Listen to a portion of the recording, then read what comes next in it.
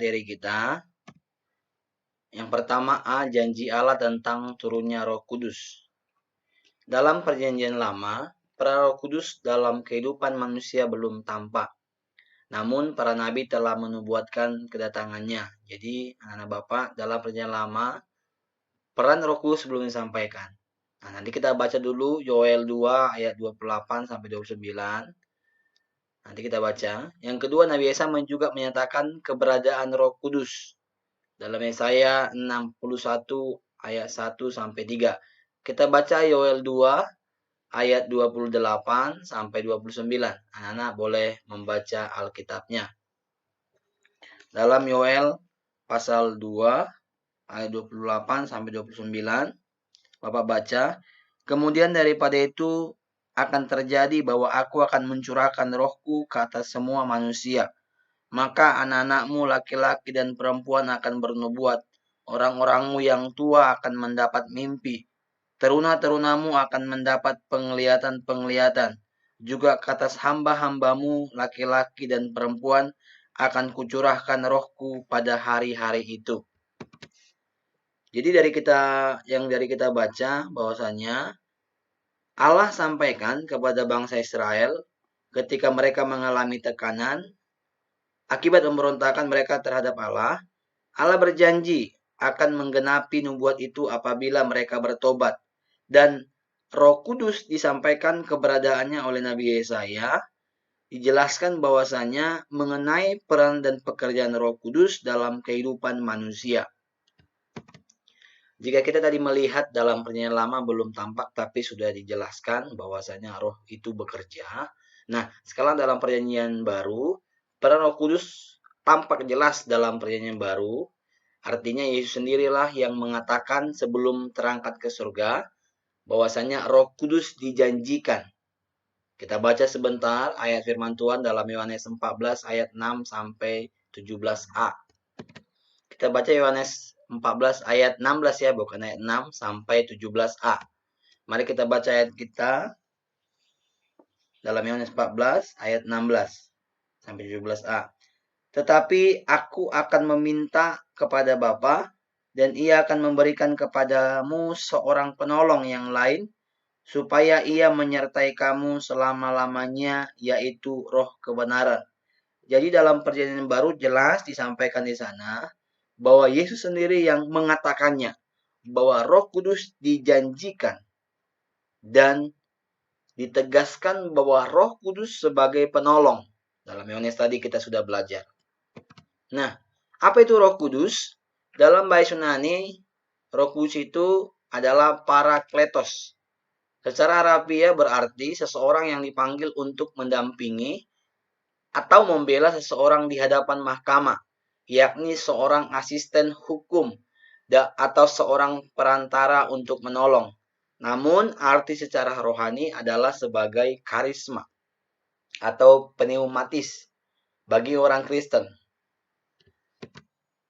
Dalam hal ini, orang yang percaya kepada Kristus tidak lagi sendirian. Roh Kudus akan mendampinginya setiap saat. Jadi roh itu akan mendampingi. Nah, dipanggil untuk mendampingi atau membela. Jadi Roh Kudus yang sekarang kita terima itu perannya mendampingi kita, membela kita, menolong kita. Nanti kita belajar peran-peran Roh Kudus ya. Nah, peran Roh Kudus juga disebut Roh kebenaran. Dalam Yohanes 16 ayat 8. Kenapa Roh Kudus juga disebut Roh kebenaran? Karena Yesus sendiri yang bersaksi tentang kebenaran itu. Karena Yesus adalah Roh Allah sendiri. Dan Roh Kudus juga itu akan menolong kita, membawa kita masuk ke dalam kebenaran. Jadi kita akan masuk ke dalam poin yang B, gereja perdana sebagai wujud janji Allah. Tadi kita berada di Perjanjian Baru bahwa Roh Kudus dijanjikan sebagai penolong. Nah, kita lihat di dalam Perjanjian Lama. Dalam Perjanjian Lama, Pentakosta adalah hari yang paling penting, yakni hari terbesar setelah Paskah, setelah setelah Paskah dalam tradisi Yahudi. Pentakosta secara harafiah berarti 50. Hal ini merujuk pada hari ke-50. Jadi hari Pentakosta itu adalah hari ke-50. Hari ke-50 atau hari pencurahan Roh Kudus. Setelah Paskah atau setelah Paskah itu adalah kebangkitan, ya, kebangkitan Yesus Kristus. Jadi dalam Perjanjian Lama mereka merayakan Paskah ini selama 1 hari penuh pada akhir musim petik gandum. Mereka bersukacita dan bersyukur kepada Allah. Nanti anak-anak bisa baca di rumah dalam Keluaran 34 ayat 22. Kita akan melihat dalam Kisah Para Rasul 2 ayat 1 sampai 13. Kita baca ayat ini. Ini menjelaskan hari Pentakosta, di mana para murid menerima Roh Kudus, yang para murid menjadi para rasul. Jadi kita akan baca, anak-anak, mari buka Alkitabnya dalam Kisah Para Rasul 2 ayat 1 sampai 13. Mari kita baca Alkitab kita, Kisah Para Rasul 2 ayat 1 sampai 13 tentang hari Pentakosta, pencurahan Roh Kudus. Ketika tiba hari Pentakosta, semua orang percaya berkumpul di satu tempat. Tiba-tiba turunlah dari langit suatu bunyi seperti tiupan angin keras dan memenuhi seluruh rumah di mana mereka duduk. Dan tampaklah kepada mereka lidah-lidah seperti nyala api yang bertebaran dan hinggap pada mereka masing-masing. Maka penuhlah mereka dengan Roh Kudus. Lalu mereka mulai berkata-kata dalam bahasa-bahasa lain, seperti yang diberikan oleh Roh itu kepada mereka untuk mengatakannya. Waktu itu di Yerusalem, orang-orang Yahudi yang saleh dari segala bangsa di bawah kolong langit. Ayat 6, ketika turun bunyi itu, berkerumunlah orang banyak. Mereka bingung karena mereka masing-masing mendengar rasul-rasul itu berkata-kata dalam bahasa mereka sendiri. Mereka semua tercengang-cengang dan heran.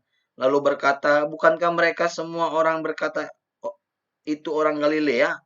Bagaimana mungkin kita masing-masing mendengar mereka berkata-kata dalam bahasa kita sendiri, yaitu bahasa yang kita pakai di negeri asal kita? Kita orang Partia, Media, Elam, penduduk Mesopotamia, Yudea dan Kapadokia, Pontus dan Asia, Frigia, Pamfilia, Mesir dan daerah-daerah Libya yang berdekatan dengan Kirene, pendatang-pendatang dari Roma, baik orang Yahudi maupun penganut agama Yahudi, orang Kreta dan orang Arab. Kita mendengar mereka berkata-kata dalam bahasa kita sendiri tentang perbuatan-perbuatan besar yang dilakukan Allah. Mereka semuanya tercengang-cengang dan sangat termanggung-manggung sambil berkata kepada yang lain, Apa artinya ini? Tetapi orang lain menyindir mereka sedang mabuk oleh anggur manis. Nah, kita sudah membaca kebenaran firman Tuhan. Ini menceritakan hari Pentakosta. Hari di mana turunnya Roh Kudus kepada murid-murid, dan mereka nanti akan berpencar menyampaikan kebenaran Injil. Bahkan Petrus sendiri berkhotbah sampai 3.000 orang bertobat. Tapi Petrus bukan bertobat menyampaikan kebenaran bukan karena dia, tapi karena Roh Kudus yang ada dalam kehidupan Petrus. Jadi anak-anak Bapak yang di rumah, peristiwa ini menjadi titik pemberitaan Injil kepada semua orang, termasuk orang-orang non-Yahudi. Jadi kehadiran Roh Kudus dalam hidup orang percaya memberi dampak yang sangat besar, khususnya murid-murid. Ketika mereka menerima Roh Kudus, mereka memiliki dampak yang luar biasa. Sehingga kemanapun mereka pergi, mereka banyak menyampaikan tentang kebenaran Tuhan. Di foto ini, di gambar ini, inilah nyala-nyala api yang ada di atas kepala murid-murid ini. Yaitu lidah-lidah api hingga pada setiap para murid yang berkumpul.